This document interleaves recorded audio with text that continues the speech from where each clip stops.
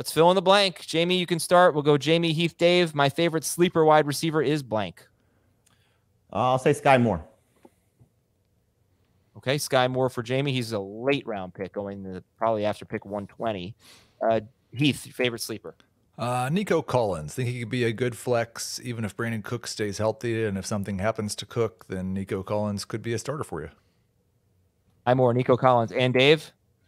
My sleeper is Isaiah Mckenzie. I'm buying into the hype a little bit that I've heard out of Bill's training camp. We're talking about a sleeker, faster version of Cole Beasley in the slot. Beasley had over 80 catches last year. Half the people in your league don't even know who Isaiah Mckenzie is. And breakouts. Let's go Heath, Dave, Jamie. Yeah, I mean, it's got to be DJ Moore, right? I've made the same case 17 times this summer, but if you haven't been listening, he's shown us the elite ability to get targets. He's shown us the elite ability to produce yardage on targets. He's not shown us an elite ability to score total touchdowns, but he has scored more than 25% of the Panthers' touchdowns over the past 3 years, basically the same rate as Stephon Diggs. They've just never had more than 17. Baker Mayfield is a pretty good touchdown guy. DJ Moore for Heath. For Dave. I hope that happens, man, because DJ Moore deserves to have a monster year. I think Michael Pittman's going to have a monster year because we've seen it in the past from Matt Ryan. He's definitely helped wide receivers finish as top 10 guys. Calvin Ridley and Julio Jones are those guys in Atlanta. And is Pittman on the same level as them? Probably not, but he's going to get the opportunity to do so. And this is a player who I think you can draft still. Clearly, you can still draft him in round 3. He'll give you a round 2 return. Jamie's been on him a little bit longer than I have, but I think he's one of those guys, high volume, lots of touchdown potential. Wouldn't surprise me if he finished the year with 10 touchdowns. Okay. You guys even with Matt Ryan as his quarterback? Pittman or that would be unusual for Matt Ryan, wide receiver. Pittman or AJ Brown? I have AJ Brown ahead of Pittman, I believe. Pittman for me. Heath, Pittman or Brown? Pittman. I'm taking it back. I have Pittman over Brown. I'm sorry. Oh, Pittman across the board. 2 spots behind in my PPR rankings. Jamie, DJ Moore, and Michael Pittman are taken. So who's left for you as a breakout? Yeah, a guy that's not going as high, and understandably so. But Rashad Bateman, I think, is somewhat of an obvious one, but a later round, not a later round pick, but later than these guys. Like I said, someone I would look for in round 5, stepping into the number 1 role for the Ravens. Big opportunity. He's not going to get 140 targets like Marquise Brown got last year, but I think if you're watching on YouTube, our projections I think are somewhat accurate. 114 targets, between 110, 120 targets, I think is fair. 2 years ago, when Lamar Jackson was healthy, Marquise Brown had 100 targets. I think Bateman will do better than that because of the receiving core that he has. James Prochet is banged up. Devin Duvernay's been banged up. So you're going to see Mark Andrews lead the team in targets, Bateman be second, and have an opportunity to be a borderline number 2 receiver for the majority of the year. Can I give one more? Yeah. I think Cortland Sutton has a career year. Huge opportunity, upgrade at quarterback. 2019, when he was the number 1 guy in Denver, 124 targets, 72 catches, 1,100 yards, 6 touchdowns.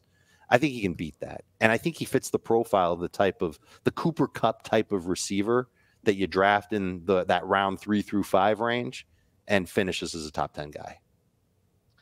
He's my favorite breakout. I'm sorry. Did I just steal that from you? No, I wasn't going to say it. So I'm glad you did because, I'm just doing your sleepers, breakouts, and busts. But I liked him even before the Tim Patrick injury. Now I love Cortland Sutton.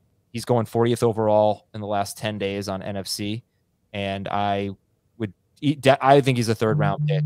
I was just reading an article about how he's the guy that Russell Wilson looks to, it was on ESPN, when he's in trouble. When the play breaks down, he's going to Cortland Sutton. So yeah, I'm kind of obsessed with Cortland Sutton. So I'm glad you're on I'm glad you're on that team, Dave. Nice to hear the reassurance. I struggle with Sutton and Mike Williams, not as breakouts because I don't think Mike Williams is breaking out again. Right. I do think Sutton's a good breakout call. But man, those 2 guys are just so interesting. Like when to draft them, how good can they be? Because Heath's sentiment I don't think is far off. That based on the touchdown potential, Mike Williams could be the better fantasy receiver than Keenan Allen. But Sutton, especially with Patrick out of the way, could just be a monster with Russell Wilson. Russell Wilson. And I struggle with Sutton versus Michael Pittman, which I know you guys don't. But I don't know who's a better player. It doesn't really matter. What I worry about with Pittman is just he's going to be on a low pass volume offense. they should throw the ball more, but they had the second lowest pass rate. The Colts had the second lowest pass rate in the red zone last year. Only the Eagles threw the ball less frequently as a percentage in the red zone, and that's Jonathan Taylor territory. So yeah, I do worry about that a little bit with Pittman, and I think Sutton probably has more big playability than Michael Pittman, and that's why I think he's got more touchdown potential than a lot of receivers that are going to go ahead of him. So I'm probably gaga. I wouldn't say I'm too high on Sutton. I'm probably the highest, but if you're debating him versus Pittman, then you're the highest. Yeah. But they to me, case for Pittman, athletically, they profile the same. I don't think either one of them is going to run away from defensive backs once a week. The red zone stuff kind of makes me think twice about 10 touchdowns for Pittman. Yeah, sure. But look, they have a new quarterback, so things could change. But right. that is what it should be a more efficient passing game than what they had last year. And I think they started to distrust Wentz last year. Yeah, and then that could play into it. I don't think they have any distrust issues with Matt Ryan. All right, let's do busts here. Let's go Dave, Jamie, Heath. Who will be a bust? Deontay Johnson's got a new quarterback. You might think that he's as good as his last quarterback, but I'm not sure if that's going to be the case because the brain is different inside that quarterback. It's also going to be a different offense in Pittsburgh. I think they're going to try and spread the ball around a little bit more. I think they like both of their rookies, both George Pickens and Calvin Austin, but I think Pickens is the one who's going to play a lot. There's starting to be some buzz over Freiermuth over the last week. Adam, you just talked about it. And I think they want to run the football even more than they did last year, and they didn't run it that much last year. I'm worried about the volume for Deontay Johnson sabotaging his numbers because he wasn't very efficient even with the high target volume last year. When would you take Deontay Johnson in a dream scenario if he fell to you? 6. Whoa. Okay. Yeah, I'm really bearish on him. Okay, Jamie, bust. Davante Adams, mostly based on cost. I still think he'll be great, but he's been great a couple times since 2017 and still been a top 10 fantasy receiver, just not a number 1 or number 2 fantasy receiver. This is the most talent that he shared the field with from a receiving standpoint. He's dwarfed the number 2 guy in terms of targets in Green Bay, with Aaron Jones for the majority of that stretch, Jimmy Graham once during that stretch of the last 5 seasons. And it's not going to be the same thing from a target perspective. So I don't think he's going to be the 155 targets that you see here. I think he'll be closer to 140, maybe less. Still be very efficient, still be very good. And again, twice over that span, he's been a top 10 fantasy receiver with averaging under 20 PPR points per game.